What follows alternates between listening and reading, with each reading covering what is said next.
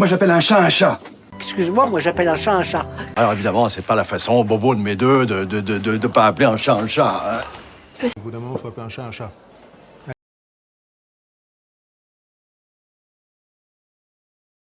Aujourd'hui, découvrons ensemble une expression française super pratique et rigolote. Appeler un chat un chat. Vous allez voir, c'est une expression que vous pourrez utiliser dans de nombreuses situations de la vie quotidienne. Vous l'avez sans doute déjà entendue. Mais que signifie-t-elle vraiment? Pourquoi les Français utilisent-ils cette expression et d'où vient-elle? Eh bien, appeler un chat, c'est dire les choses clairement, sans tourner autour du pot. En d'autres termes, c'est être direct, franc et honnête, sans essayer de masquer la vérité. En d'autres termes, c'est être franc et honnête. C'est une qualité très appréciée dans de nombreuses cultures, y compris en France. Illustrons ça avec quelques exemples pour mieux saisir le concept. Vous verrez, c'est plus simple qu'il n'y paraît. Exemple 1. Imaginons que vous ayez un ami qui chante comme une casserole. Vous êtes à une soirée karaoké et il prend le micro. Au lieu de lui mentir en affirmant qu'il a une voix d'ange, vous lui suggérez gentiment de prendre des cours de chant. Vous lui dites la vérité de manière constructive. Dans ce cas, vous appelez un chat un chat.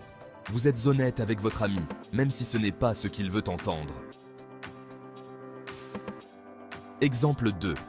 Vous êtes en train de savourer un gâteau, mais il est malheureusement sec comme un biscuit.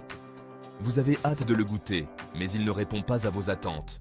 Plutôt que de féliciter le pâtissier pour son originalité, vous lui dites simplement « Ce gâteau est un peu sec ». Vous donnez un retour honnête et direct. Là encore, vous appelez un chat un chat. Vous ne cherchez pas à embellir la réalité. Exemple 3. Vous regardez un film avec vos amis et tout le monde l'adore, sauf vous. Vous trouvez le film ennuyeux et vous avez du mal à rester concentré. Au lieu de feindre l'enthousiasme, vous exprimez votre avis. Honnêtement, je trouve ce film ennuyeux. Vous partagez votre opinion sincère. C'est ça, la franchise. Être capable de dire ce que l'on pense vraiment, même si cela va à l'encontre de l'opinion générale. Maintenant, pour pimenter les choses, analysons 3 scénarios et identifions celui qui illustre le mieux appeler un chat un chat. Prêt? C'est parti! Scénario 1. Marie conçoit un nouveau site web pour son entreprise. Elle choisit minutieusement les couleurs, la mise en page et passe des heures à peaufiner son travail. Elle est très fière de son projet. Est-ce qu'on est dans le thème? Est-ce que cela correspond à appeler un chat un chat? Scénario 2. Alex est tout excité à l'idée de partir en vacances. Il passe des jours à préparer sa valise en s'assurant de ne rien oublier. Il est méticuleux et organisé. Ça correspond à l'expression? Est-ce que cela illustre appeler un chat un chat? Scénario 3. Lors d'une réunion, Paul informe son patron que le projet est voué à l'échec en raison d'une mauvaise gestion.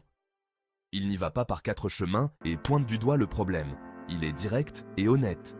C'est peut-être celui-là, non? Cela semble bien correspondre à l'expression. Alors, lequel de ces scénarios illustre le mieux appeler un chat un chat?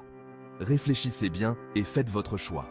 Partagez votre réponse dans les commentaires. Nous sommes impatients de lire vos avis et de voir si vous avez bien compris l'expression.